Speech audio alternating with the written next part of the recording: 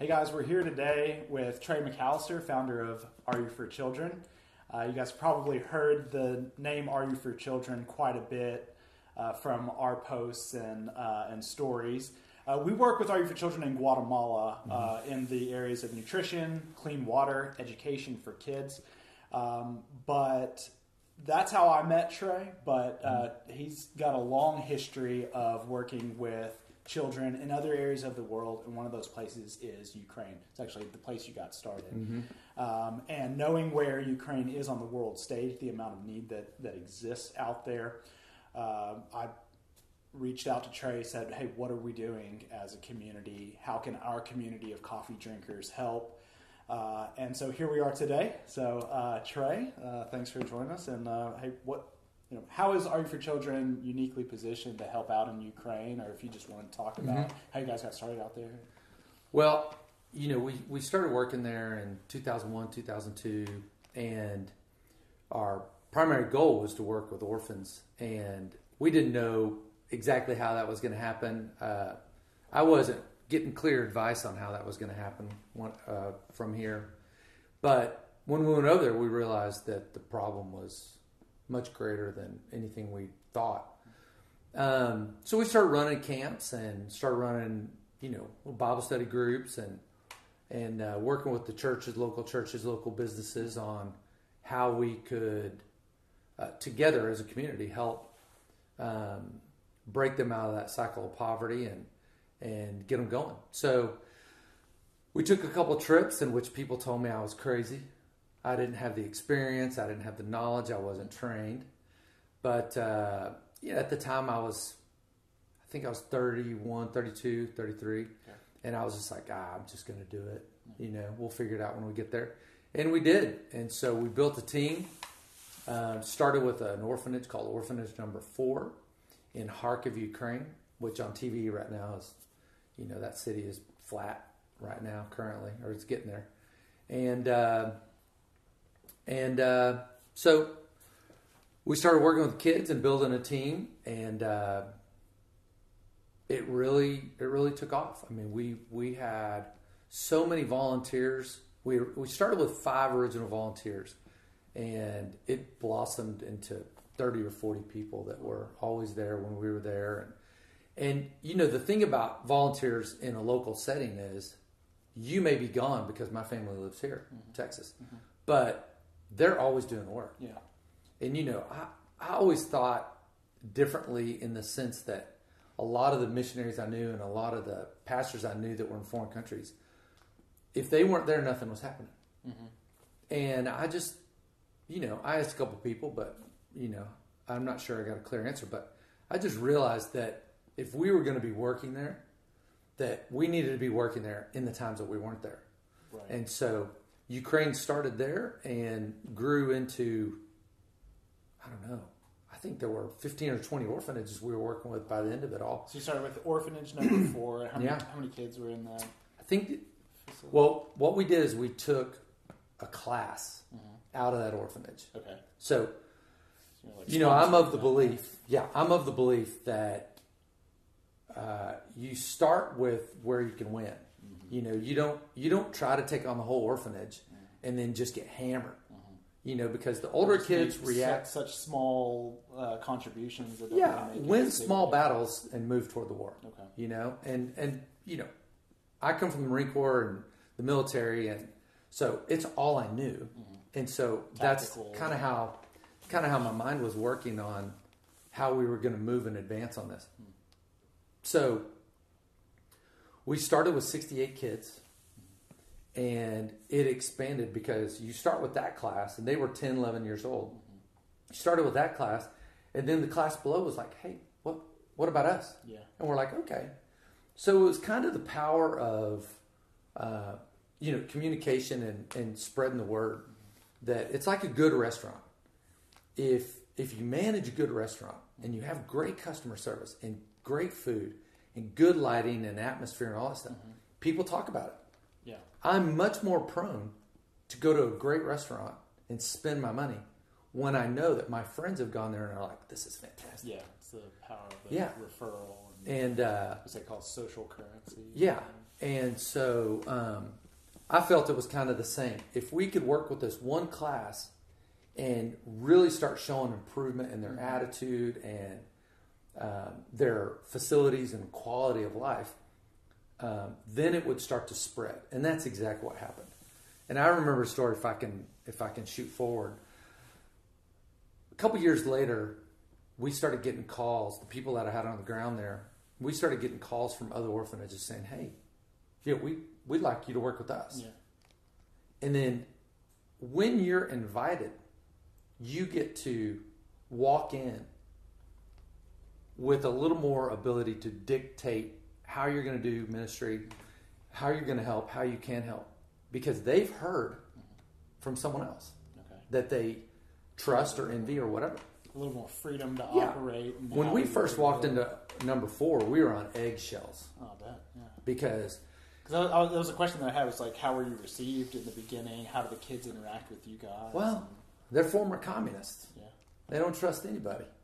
You know, well, they don't trust anybody. Yeah. And so that's kind of how it was. There's a famous poster in Russia where it's a military man going like this, and all you see is a hand coming in the picture with a shot of vodka.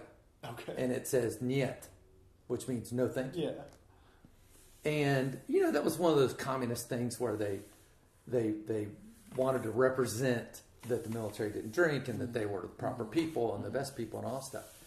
And above corruption. Above corruption. And so we kind of took that same thing and we thought, you know, when we walked in there, you know, we had to go in and talk to the director. Yeah, you want to be which, respectful. you know, she'd make you sit for 30 minutes and then she'd have you in and she'd give you 15 minutes and she'd give you a little walkthrough. And then the next time you came in, she'd give you a little more walkthrough. And the next time you came in, she'd introduce you to a kid or a teacher. And it was weeks of just, we'd come in every day, ask her the same question, say, let's get to know each other. And what were the resources, if I can kind of steer us into that for a second, what was the work being done with the kids? Was it the education or nutrition and clean water like it is in Guatemala, or what was the focus there? Well, eventually it became to where we wanted to help make their life better. So one of the very first things we did was we noticed in one of our walkthroughs, because the orphanage, they don't have heat. I mean, they have these little skeleton things like we used to have in the 40s. Yeah. Radiator heaters. But you could touch them and you didn't feel heat. And they're like, oh, yeah, it's on. Their showers were just pipes out of the wall. There was no shower head. They just had a little screw thing they'd turn and it'd just shoot out, hit the wall, and then they'd catch it. And it was all cold water. I remember the first day I walked in there, it was fish soup and rye bread, Russian rye bread. Grub time. It was a crazy smell, to say the least. But, you know, that's why we do what we do. You know, because certain people are just inclined to want to walk into a disaster and make it better, make everything better for the kids. So the initial project we did was buying coats for the kids, because we walked in there one day and the kids are just sitting there like, and we're just like loving on them and hugging on them. By this time we were allowed to be with them. And I said, do you mind if I buy coats? And so I went, we bought coats. We stacked this huge container of cardboard wrapped coats. Haley Hansen coats, which I'd never heard of. Haley Hansen coats on the top of this, and they were reversible. Okay. Nice. Yeah. I only buy the best. White on one side, black on the other. Haley Hansen coats. We shoved them on this little bitty tiny old Volga. Okay. And we strapped it up there and we drove it all the way back to the orphanage and delivered it.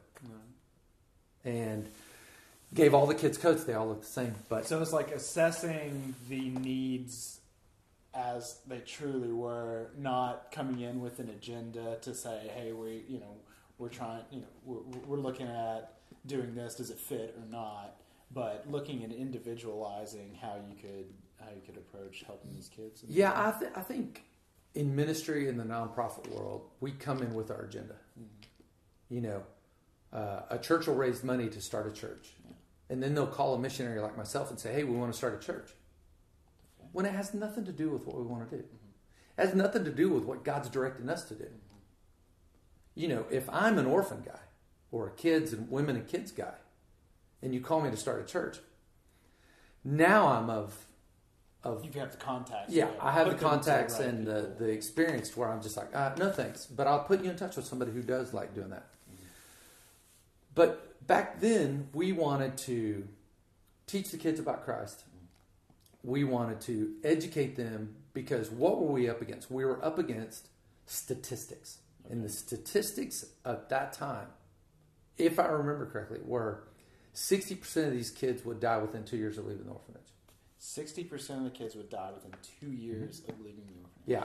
Through suicide, alcoholism, it's heavy. Or getting killed. Wow. Or just dying from something. Wow. And prostitution was heavy. That's believable.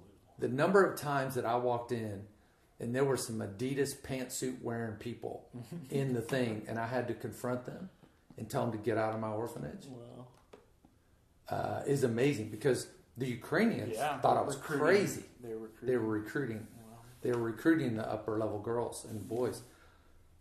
They thought I was crazy. They're like, these people could kill you. And I'm like, I'm here to protect my kids. Yeah. You know? They kill you. And at the time, I believed I was a much better dude. So you didn't have your own kids. Those days are over. Yeah. Those days are over. Well, so looking at giving them skills within as much as necessities without. Looking at building character and understanding and wisdom inside of themselves, while also meeting some physical needs and even gaining trust that way through. That's what I'm hearing. Is that well, without knowing it, we were moving towards making sure that the government, if we ever moved into other orphanages or other classes, was going to give us permission. Mm-hmm. Everything went through the education group, the government group of it's like not board of education, but the education department. Okay. So anytime you wanted to do something, you knew you had to go in there and talk to them. Mm-hmm. Every year we had to go in and communicate with them. And the lady in charge, I knew her birthday, I knew her name, I knew her kids' names, I knew her husband's name.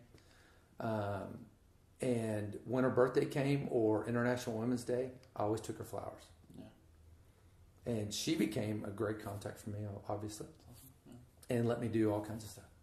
You know, and we had great contacts, but you know, we knew that we're going to have to win minds, you know, and hearts. And although they weren't communist anymore, Kharkiv, Ukraine, is right on the border. As what's funny, everybody knows now, but it's right on the border of Russia, and so they kind of had a bit of a communist heartbeat still. Sure. You know, every once in a while you'd see them marching down the street or praising Putin or Mother Russia or whatever, but ultimately we had to win their hearts, and we had to prove to them that we were not there to, you know, steal their kidneys or liver or anything like that. But which sounds funny, but it's as true as can be. Yeah. And but we had to prove to them that we were going to be there and we weren't leaving. And the same thing we had to do with the kids. The kids always asked when I left, "Are you coming back?" Every time? So every time. I never left Ukraine. And some kid didn't ask me, "Are you coming back?" Wow. And of course they thought I just lived across town. So they had no idea of plane flight and the 32 hours of travel that it would take me to get there. Yeah. But you're constantly reproving yourself to people, because it's important to them and it's important to us to give them, that safety and that security. And the other thing is, you have a staff of volunteers and employees there that are inherently, they want to do and they want to love on these kids. So they're going every day. Yeah. And that ultimately that builds trust. And, you saw some texts I showed you earlier today about us evacuating people now. And I mean, that trust was built in. Yeah.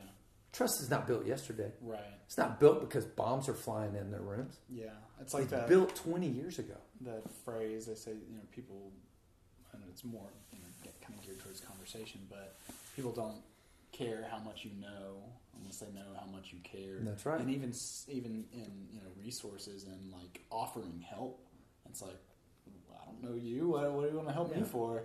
It's it. Yeah, and that's something that I've always admired about the way that RU4Children operates is the relationships, being relationship built and having people on the ground in each community where the work is being done. It's not a bunch of foreigners just coming in to throw a party and feel good about ourselves because we've helped someone without actually having a long-term plan and an existing structure in place. And so I've always appreciated that about and why we as a coffee brand and individuals 10 years before we started a coffee brand have wanted to work with RU4Children, is knowing that and being able to be a part of that, having those relationships. And so that's all the importance that you're talking about now. Well, churches and individuals and businesses that come to me with a short-term plan, I realized very quickly,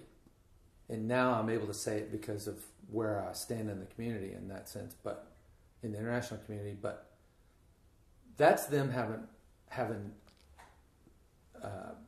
that's them being like, what was the word I used for that the other day? That's a very selfish idea. Yeah, even in wanting to do good, we can be selfish. Right. Yeah, I mean, if you don't train short-term missionaries and you don't have someone there on the ground that can speak truth and honesty to them, then how can it not be? Because they get back on the ground, they're like, oh, we're missionaries. Right. And so we've always had a long-term plan. The crux of everything we do now is based on relationship. Yeah. You and I have talked about this a lot. We've had some tough conversations initially about when you were starting a coffee company that, look, if you're going to do this, once this starts making money and you're able to kick some of it out, my encouragement to you is stay the course. Yeah. Stay the course, keep helping the same people, make it a 5-10 year plan. Don't bounce. Because when you bounce and you start trying to help everybody, you end up helping nobody. And, through the number of people that we've taken overseas and, they come back, they're like, I want to do that. The majority of nonprofits only last about 3 years. Yeah. And they never really raise over more than $24,000. And it's hard whenever you care so much about, people or even specific people that you want to solve, not solve, but you want to help them solve every problem that exists, and without a focus, without being strategic in it, you can easily just end up chasing your tail and maybe trying to help with things that are not the root cause of an issue. It's more of a symptom. And well, this is a semi-callous way of saying it, but a bleeding heart often turns into a very disappointed heart. Because when you throw your emotions at something without any care for anything else, including the people you're trying to help, you end up walking away, whether you recognize it or not. You end up walking away hurting them and hurting you. And you never built a relationship. It's a savior complex. You run into a situation that there's a fire. You try to put the fire out. The fire never goes out. Because when people get burned, just because you put the fire out doesn't mean they're no longer burned. Yeah. They still have the wounds. They still have the scars. The mental. Are they going to be afraid of fire from now on? All those things. And I think the way we look at missions, especially amongst my peers and my friends, we have this conversation a lot. And that is, are we doing the right thing the right way for the right reason? And, that's an old term I coined, or that was coined in the Marine Corps, that I have taken ownership of. But when we look at the 3 R's, we really need to, as missionaries and as nonprofit leaders, the guys who are truly successful, not the guys who talk about their success, but the guys who 20 years later, they're getting 50 messages a day from the people that are their sons and daughters or their brothers and sisters who they helped or who they were worked with or who they encouraged or who they prayed for, and who know my kids' names and I know their kids' names. That's the thing nobody ever talks about. Yeah, the long lasting. But when I wake up in the morning, I've got 10 messages every single day from someone, whether it's Russia or Ukraine or Haiti or Kenya or here or Guatemala. That's when I look at it and go, man, of course I don't look at it that way. Occasionally my wife, I'll be a little depressed that I'm not doing enough. And, and she'll be like, babe, you're fine. You're fine. I mean, remember, all these people know you because you went in and said, how can I help? Mm-hmm. You didn't go in and say, I got a plan. Yeah. You went in and said, how can I help? Here's how I can help. No. Yeah. Everywhere you go, every town you go to, whether it's Guatemala, if we picked apart 10 towns in Guatemala, every one of them needs something different. There's nuances in every single person, in every family, in every individual, in every community, and in every town, and every city, and every country. And if you go in trying to do the same thing the same way because that's what I'm called to do. Yeah, that's right. Listen, I'm called to love people. There you go. Who cares what it says on my website? Yeah. Who cares if my neighbor's, gay, if my neighbor's Hispanic, if my neighbor's Black, white, Puerto Rican, Haitian? It doesn't matter. Yeah. I'm called to love. We're equal people. Yeah, that's it. Yeah. Outside of that, once you can establish that bridge, all things are possible. Yeah, and that's something that people recognize, I think, and people pick up on when it's authentic and when it's not, and it's gotta come from within, and so let's talk about Ukraine and loving our neighbors there and these brothers, sisters, children type of relationships that you have with them, and what's being done, what are their needs, and how can we help? Well, at the current situation, the obvious problem is Russia invaded Ukraine, and the city I worked in, which is Kharkiv, Ukraine, it's a city 40 kilometers from the border, and it's getting hammered. So our goal, upon this happening, what we looked at is we said, okay, we could rush in there now, not knowing anything that's going on. Or we could sit and listen to the people that are there and filter through what their needs are and support them in any way. So again, we worked with all these orphans. They're boys and girls. The boys have different problems than the girls when it comes to war. Yeah. The boys have been told to stay and fight, and that's their job. Yeah. I mean, that's what we're all supposed to do. Yeah. And the ladies who are now ladies, who were kids then, who are now women, have kids and families that they need to support and take care of. So we sat and watched for a while, talking to everybody. And as these two things started to divide, we figured we have 2 or 3 things we need to accomplish. Support them in any way, whatever they decide to do. So in the boys' camp, we have young men who are fighting, and we have young men who are supporting. Okay? So the young men who are fighting obviously can't make money, don't get a ton of food. So they have little bank cards, and we send them money to those bank cards, and they can buy food for themselves. The young men who are supporting, they are finding these little enclaves of people in need that can't evacuate. Very old people, people who just don't want to evacuate. Yeah. They love their motherland, and that's where they're going to stay, and they're going to fight till the end. But they have no food. They're dying in place, basically, some of them. Not all of them. Some of them are in very great shape. But they're helping them by going and finding food and bringing it back to them because they have no money and they don't have access or resources. And so we have plenty of cars. We have plenty of people there doing all this. Then there's the ladies. As they want to protect their kids and they're evacuating, we're helping to evacuate them. Early on in this, they were able to get on a train and just leave. That's getting much more difficult. Much more difficult. Yeah, I've seen some of the photos on the stories that you've shared of people, getting caught in crossfire, getting exploded by bombs, IEDs as they're trying to get out. Yeah. So what we're trying to do with them is support them in every way, from their home, through their travel, through processing in Poland or Hungary or Romania or Germany or wherever, and then settling them in. Yeah. Okay, there's a ton of trauma these people have been through. Oh, yeah. And for that to calm down, and they're away from their loved ones because their husbands had to stay. Husbands, boyfriends, dads, whatever, they all had to stay. Yeah. So there's massive trauma that they're cruising into. They're not letting males evacuate? Or? No, they've been conscripted into the military. Okay, so it's on. Yeah. This is not your choice. No. But what choice do they have? What choice does the country have, really? Sure. Yeah, so I would imagine.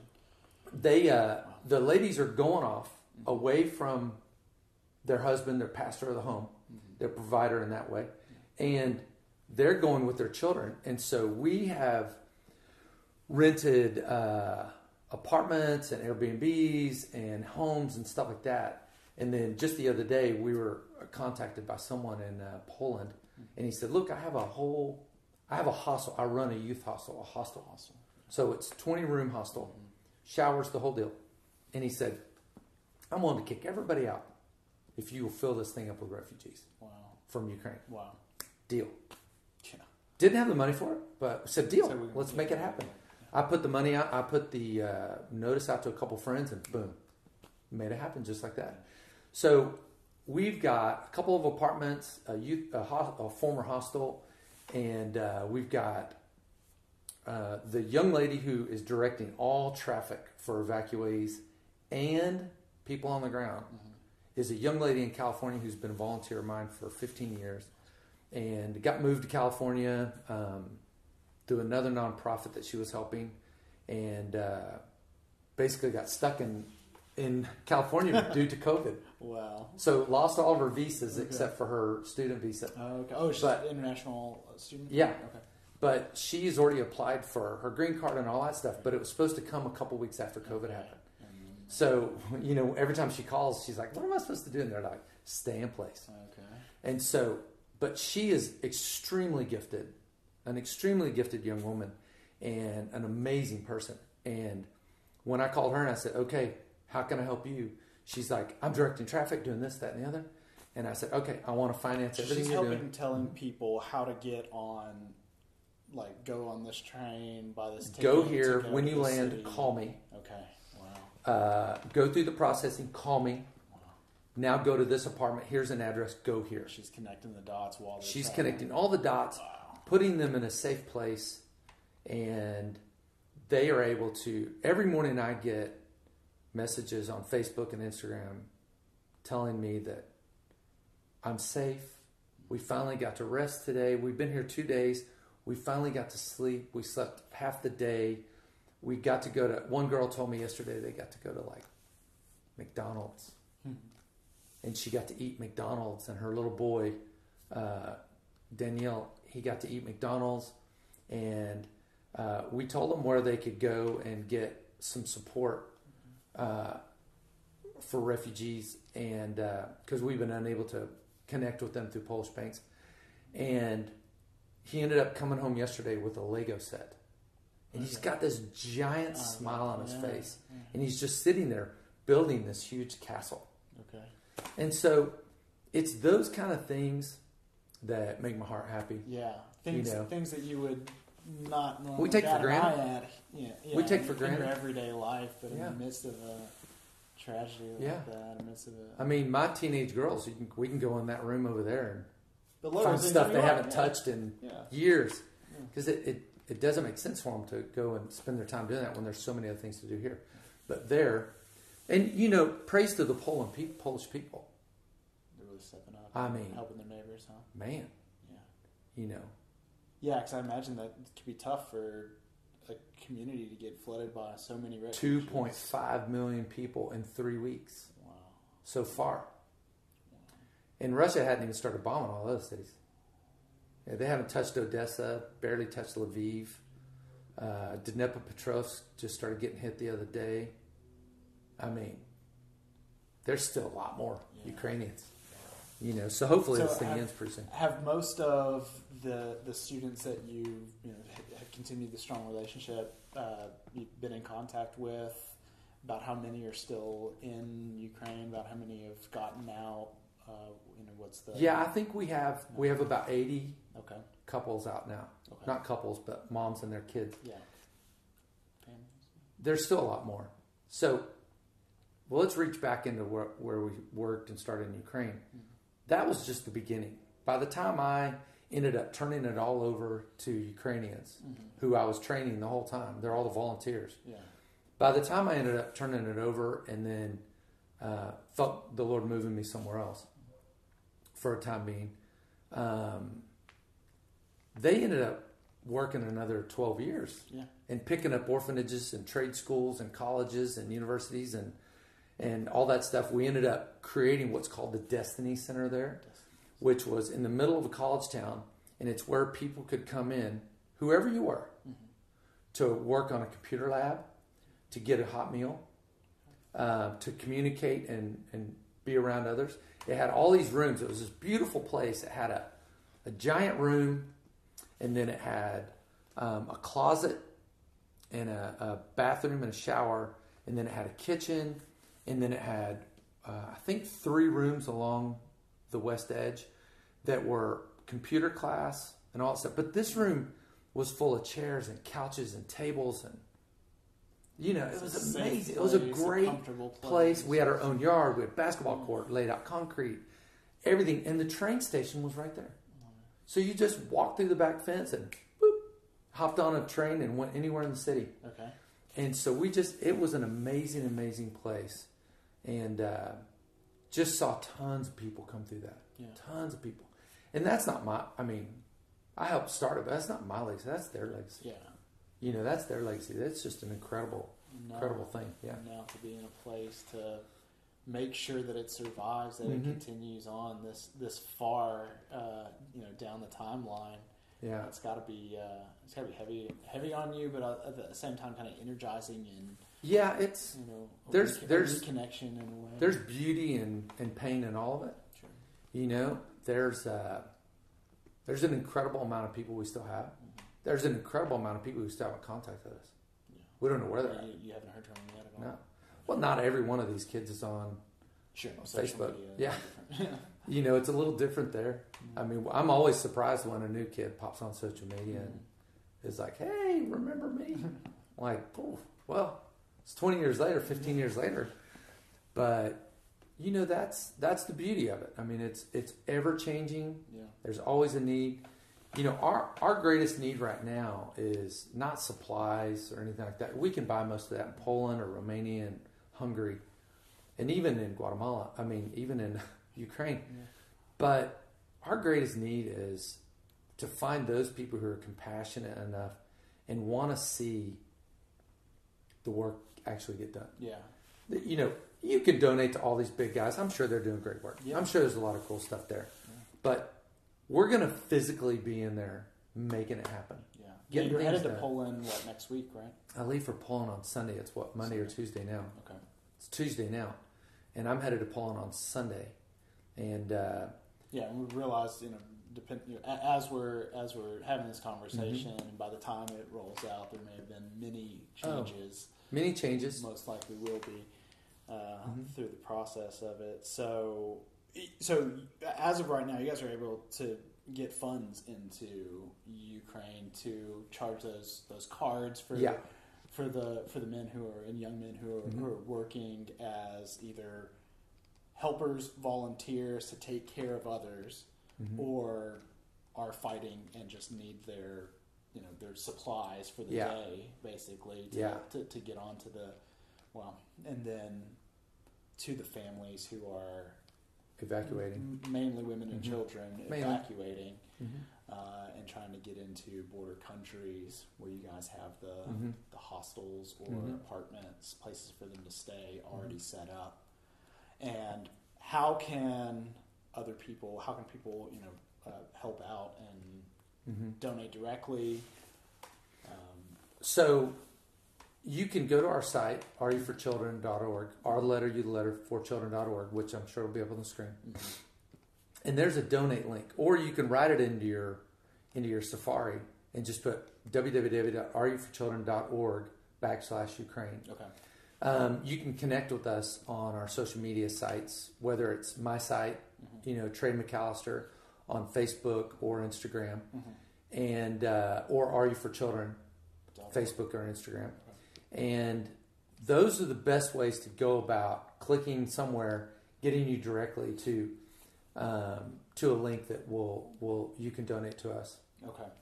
And most people want to know what their money's going to do, and also a goal. Yeah. And this is why I wanted to make sure that we had this conversation so that people knew, like, hey, this isn't something that, as you mentioned before, we're not bouncing and abandoning one mission to jump over and to help out on this one. This is a set up and direct way that we're going to be able to connect with direct people that you've worked with for so long in the past. It's not just hey, because help is needed, and we can. It's like we're continuing. No, this is why I waited a couple days, because I really wanted to get a grip on what needed to be done, how we were going to do it, could I build a team to make it happen, and were we truly investing in the greatest need possible? Yeah. We're not trying to build $1 million homes and put these people up. We're trying to get them to a safe place, encouraged, and sit and wait and see what happens. Yeah. And then we have to be flexible. Flexibility, I think, is going to be key right now, because I don't know what's going to happen tomorrow. I only know what's happening today. And I figure it out when I wake up, and then I connect with my team, and we talk about it. First thing we do every morning, and then we go. Yeah. And then we have goals set, and we start making it happen. My job is to fundraise and lead. Yeah. And you mentioned, you were going to mention a goal. This is why we wanted to sit down and talk, is to know where funds are going, how you guys are directly helping, and then what is the need as it stands today. Recognize we're going to need X amount to be able to get all of these families that have contacted us that we've been able to help to safety and cared for this period of time. Well, this last 2 weeks we've had a bit of a bull rush. We still have a ton of people who are like, no, we're good. But at this point, we've spent about $12,000 a week. Okay, a week. Wow. So, and that's just sending money there. That's not. We're not doing anything. We're not buying new T-shirts. You know what I'm saying? Yeah. But we're in the process of encouraging people there through sending them cash offerings for their initial needs and stuff like that, for their most needs. Getting people across the border, getting them. They left with nothing on their back. I mean, just what was on their back. That's it. Sure. Little suitcase, backpack, some kids' toys or whatever. But we're trying to get the kids back to a social norm that is good for their mental health. Yeah.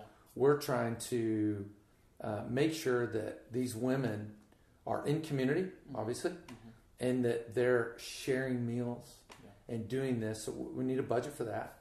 Yeah. And we got to pay rent, because we're the ones renting everything. Poland is not free. Every organization is doing their part. Yeah. I'm just doing mine. Yeah. Most of these apartments, initially, they were only costing us like $400 to $600 a month. Okay. Now it's well up over $1,000 a month for one person and their child, or one or two people and their child. So I'll know more when I come back from Poland, obviously. But, we looked at it and did a budget. What is it going to take for us to exist and be able to truly help if it stays the same for the next 3 months? And that's about $150,000. So what we're asking people and looking at people to do is give them a goal.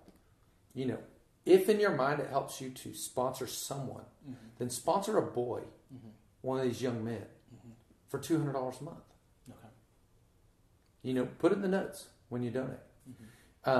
Generally, if they sponsor for $200 a month, we know what it's for already because they kind of already got that in their mind. You know, if it's $100 a month or $15 a month or $50 or $500 or $5,000 a month, then we're going to look at continuing to rent apartments, pay for necessities, try to find the girls jobs. We're not buying cars or anything. They have phenomenal public transport there. Yeah. But the clothes and the needs that are of basic necessity. Yeah. And right now we are looking for counselors. I was in touch with somebody today with another ministry partner, nonprofit partner that I know there, to find counseling. Yeah, that's going to be huge. Yeah. And to find counseling for each of these families, to help them get jobs, to help them get back on their own until we see what happens.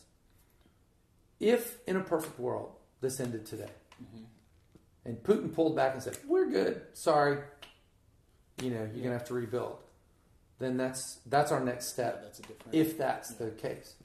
Yeah. If not, the kind of disaster relief and recovery plan. Yeah. Yes. I got a call last night, and it was a group of friends of mine who were asking me to be part of the planning process of extracting a group out of Russian-held territory. So they're going to have to get all the way over there with fuel and everything already in tow, sneak in, go to their door, grab them, sneak out, and get all the way back. Wow. So it's a 17-hour drive back to Lviv. And to think about just how dangerous that is. Yeah, and these guys aren't like, you know, they're not like American Special Forces. They don't have These guys are like, background you have. Yeah. No, these guys are just like, look, we got to save people. Wow. I mean, you know, granted they stayed. Yeah. And they should have left. The amount of desire to help out and care about people around you. Yeah. To put yourself in harm's way, that much risk because you know someone you care about or someone. They don't even have to know that. Yeah. The thing is 20 years ago and all the time in which they've been involved, you know, all these orphan guys and girls, they never left. They just graduated into the next stage of life and still continue to volunteer. So, but somewhere in there, that heart to serve is ingrained. So let's look back at the statistics. They're no longer. Here's an example I use all the time. That original group of 68, we only lost one. Wow. And he got hung by the mafia because he was protecting his father who got out of prison, was an alcoholic, and owed the mafia some money. And he moved his dad in with him when he found him. And his dad was an alcoholic, and the mafia came for him. And he said, "You're not going to kill my dad." And they said, "Fine." And they hung him from the basketball goal. Yeah. So even he gave his life in pursuit of something to protect greater. Someone who gave him up. Not. Yeah. Not, I mean, not from the tragedy of They love people. And it's such a testimony to even that. I mean, that guy's life, kid's life, his artwork still hangs in Feed Store Barbecue in South Lake, Texas. Really? Yeah. Because the kid was a phenomenal artist. You know, but those are the stories that we could sit here for hours and I could tell you stories. Yeah. And maybe I do need to one day. But, you know, but save that for the all in podcast. all, but yeah. So we're very appreciative. Yeah, and and that's something that we are appreciative as well of, you know, our community who has always had such a big heart in working with us in Guatemala, and we want to continue that work. So all of our regular subscribers that we work with, you know, supporters really that we look to them that, you know, hey, they get coffee for supporting the cause. Yeah. You know, we want to give people also an opportunity. Maybe they don't already subscribe to us or have a heart specifically for Ukraine. So rather than, you know, but love coffee. But love coffee. Yeah. So rather than saying, you know, hey, we're going to take all of our funds and, you know, direct it towards Ukraine now and then come back to Guatemala later. No, we want to do something specific. So what we're going to do is the 3-pack listed as the Adventure Pack is the product online. It's the same thing that we did during the Thanksgiving turkey trot with my wife's school. Because of shipping, we're able to donate more with it, with 3 bags consolidated going to one address rather than just one at a time.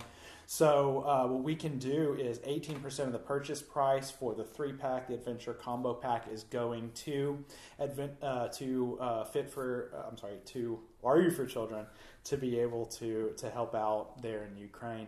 And so what we'll do, there's already a $5 discount applied. We're using the code RU4UA, the 2-letter code for Ukraine. But it'll already be applied. So anybody who buys that, whether they're going seeking to support or just want to buy 3 bags of coffee, that money's going into RU4Children to be able to help out getting families out of Ukraine, supporting those who are staying to fight and help others out who can't get out, basic necessities, supplies, food, water, and then like the transportation or the housing once they've gotten out. And so that'd be great. Putting all that together, and as you guys see fit to be able to use it. We love people. We want to help with people. So thank you to everybody who buys coffee now, who will buy coffee and support through this. So. Well, we're going to be in Poland next week, and we're going to be doing a bunch of other trips because I desire to be on the border helping, seeing people come through, greeting them. I've got to get a visual on things so that I can assess it better and so that I can help and also explain it better to people. But before we leave, I want to make sure to thank the Elevate Coffee crew and the family of Elevate, everybody who buys coffee, everybody who buys these adventure packs, that it's a great blessing to us to know that we're part of that group. It's a great blessing to us to know that there are others out there who, even in just walking by in the park and they buy a coffee, that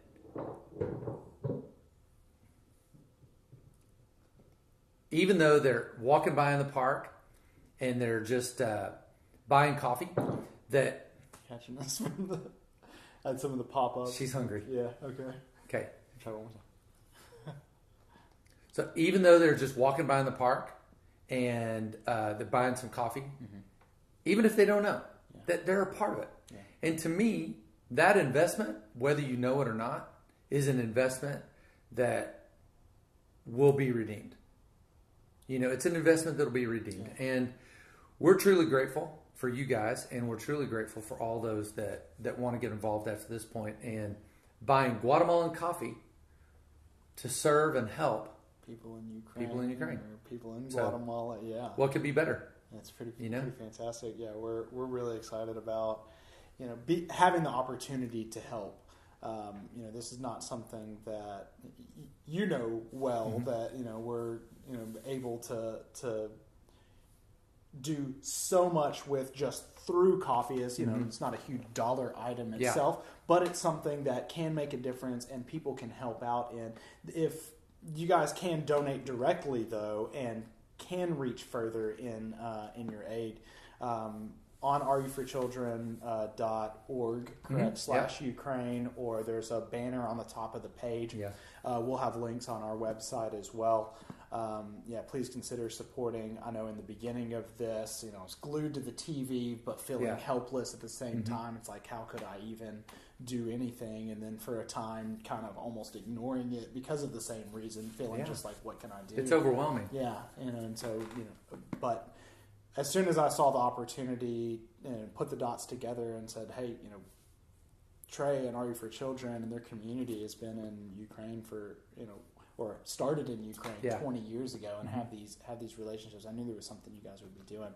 And so wanted to get, together immediately to be able to put out the information, highlight that, hey, people can donate directly and be a part of extracting hope by actually extracting people, helping people survive in a crisis.